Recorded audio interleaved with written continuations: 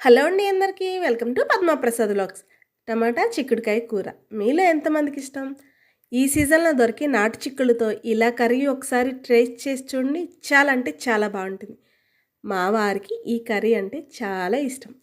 ఈజీగా టేస్టీగా ఎలా చేసేసుకోవాలో చూసేద్దామా? నేను ముందుగా ఒక 1/2 కేజీ నాటు చిక్కుళ్ళని తీసుకొని చక్కగా ఒకసారి కడిగి ఆరాక చిక్కుడుకాయకి మొదటి చివర ఉన్న పీచుని క్లీన్ చేసేసి పక్కన పెట్టేసుకుంటున్నాను.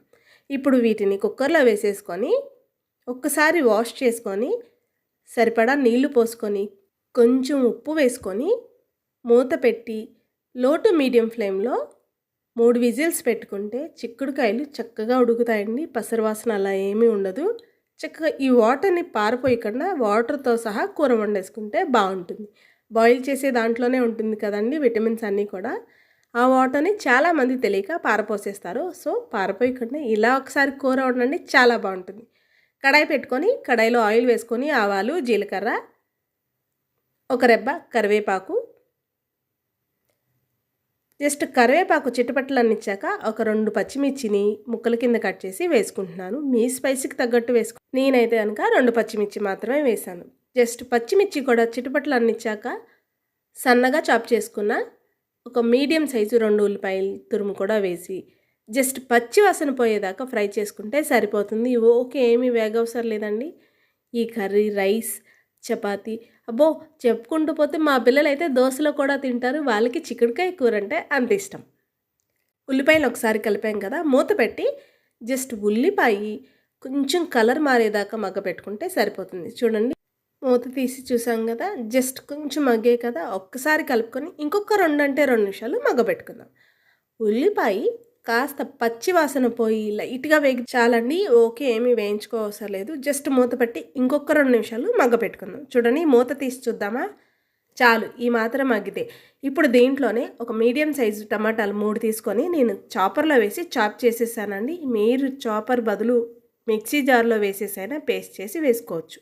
టమాటాలు వేసేసాం కదా, ఇప్పుడు వీటిని కూడా జస్ట్ పచ్చి వాసన పోయేదాకా మగ్గ పెట్టుకుంటే సరిపోతుంది. మొత్తం అన్నీ కలిసేటట్టు ఒకసారి కలుపుకుందాం. చూడండి, మొత్తం అంతా కూడా కలిసిపోయింది కదా. ఇప్పుడు దీంట్లో ఒక 1/2 టీ స్పూన్ దాకా పసుపు వేసుకుందాం.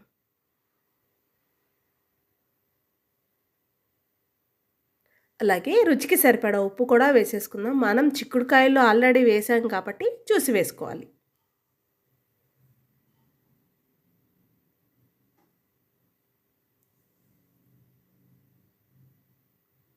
రుచికి సరిపడా కారాన్ని కూడా వేసేసుకుందాం.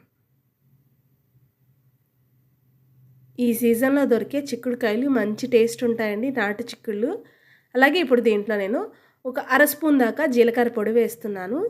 మొత్తాన్ని కూడా ఒకసారి ఈ మసాలాలన్నీ కూడా కలిపేసుకుందాం. నాటు చిక్కుళ్ళు పచ్చడి పట్టుకున్నా, ఇలా కూర చేసుకున్నా, ఫ్రై చేసుకున్నా, అబ్బా ఎంత కమ్మగా ఉంటుందో అండి. మన ఛానల్లో ఆల్రెడీ నేను చిక్కుడుకాయ ఫ్రైని కూడా వీడియో అప్లోడ్ చేశాను. ఎవరైనా చూడకపోతే ఒకసారి వెళ్ళి చూడండి, నేను కింద లింక్ ఇస్తాను. చక్కగా మసాలాలన్నీ కలిపేసుకున్నాం కదా, మూత పెట్టి ఒక 2 నిమిషాలు మగ్గబెట్టాక మూత తీసి చూస్తే చూడండి, చక్కగా ఆయిల్ అంతా పైకి తెలియదు కదా. మనం బాయిల్ చేసి చిక్కుడుకాయలు కూడా రెడీ అయిపోయినాయి. చూడండి, వాటర్తో సహా వేసేసుకుంటున్నాను. నేను ఇలా బాయిల్ చేసేవి ఏవి కూడా వాటర్ బయటికి పారిపోయినండి. వాటిల్లోనే బోల్డంత విటమిన్ ఉంటుందండి. చాలామంది ఆకుకూరలు కానీ ఇలా వెజిటేబుల్స్ కానీ ఉడకపెట్టి నీళ్లు వడపోసేసి అప్పుడు కూర వండడానికి చూస్తారు. అలా చేస్తే ఇంకా కూరలో సారం ఏముంటుందండి. అలా కాకుండా ఇలా ఒకసారి ట్రై చేయండి, చాలా బాగుంటుంది, చాలా హెల్దీ కూడా.